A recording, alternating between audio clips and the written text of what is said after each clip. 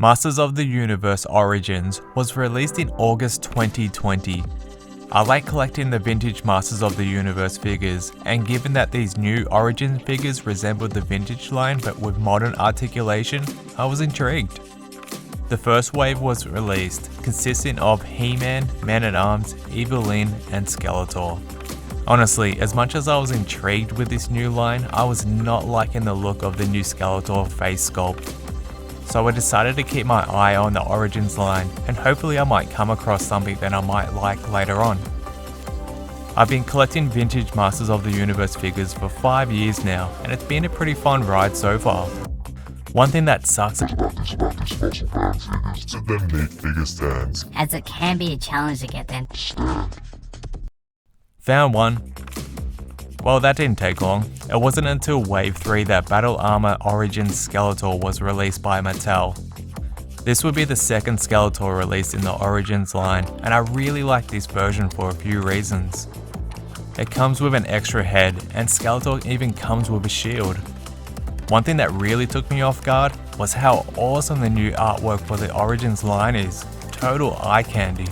I almost wanted to keep this guy on card, so let's pop this sucker out of the packaging before I change my mind.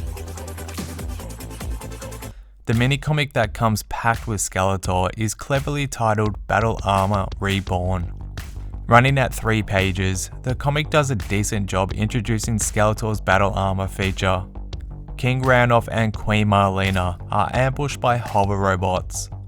Ram-Man displays how powerful Skeletor's battle armor is, putting him on his back. Skeletor states his armor is indestructible and forged by the fires of Snake Mountain.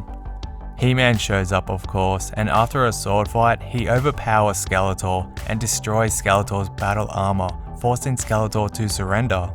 The accessories included with his battle armor Skeletor are a sword, a shield, an extra head, and an extra hand. Skeletor holds his weapons with no problem. His sword looks decent and can be stored in a holster found on Skeletor's back. His shield is something new because I don't think I've ever seen a Skeletor toy come with a shield. What's this guy smiling at? Also included is an IKEA-like instruction leaf that shows off Skeletor's removable parts and swappable parts. He comes apart pretty easy, and swapping out Skeletor's head and hand is kinda fun. Now let's talk about this bag of bones. My first impressions of Battle Armor Origins Skeletor out of the packaging is very impressive. I gotta admit, posing this figure was so much fun. When I freed him from the packaging, I found myself having so much fun chucking this guy in different poses and playing around with his weapons. His joints are tight. The plastic feels really good. His battle armor feature works just fine. His arms can go up this high, his knees can bend slightly, he has a waist swivel, and his feet have a swivel, and it makes it so much more easier posing this guy with this feature. Damn, I gotta say, I'm so impressed with this figure. But how does he fare to the original Battle Armor Skeletor? Vintage Battle Armor Skeletor was released in 1984 and is a bit of a legend. He's been featured in some awesome artwork, and he was also released in Wave 3 of the toy line, same as the Origin Skeletor. Height wise, the Origin Skeletor is a bit taller and looks way buffer. This new guy looks like a genetic freak. You're not big enough, strong enough, to go one-on-one with the genetic freak! The purple on the vintage Battle Armor Skeletor is much darker, and that goes for his accessories as well. But this is a bit scary. Side by side, both of their staffs look identical. The Origin staff Goat's face looks a little bit larger.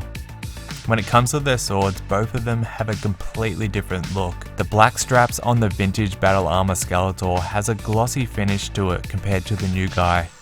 The bat on the Battle Armor feature is the same looking, but the Battle Armor feature is much wider on the vintage Skeletor. Skeletor's blue skin tone is pretty much neon on the Origins figure, but the vintage Skeletor gives off much more of a shine to his skin. I know it's plastic. And most importantly, how does the Origins face sculpt fare to the vintage Skeletor? While I really like the Origins face sculpt, he's frowning, he looks menacing, and I think Mattel did a great job adding a swappable head for the Skeletor, but are 2 heads better than 1? While the new Origins face sculpts might be nice and bright, the vintage Battle Armor Skeletor face sculpt looks like a horror figure fed to these 2 face sculpts.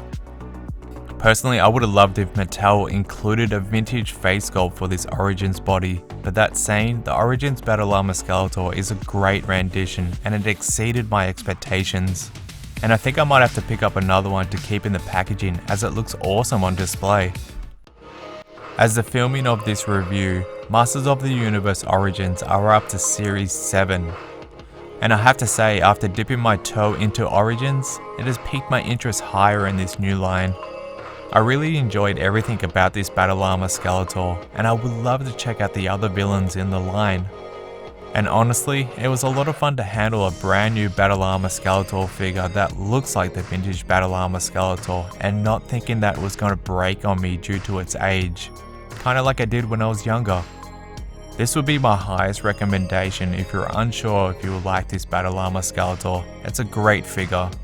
And he looks great posed next to the vintage Battle Armor Skeletor. Hopefully this review has helped you made up your mind if this figure is right for you. Later dudes.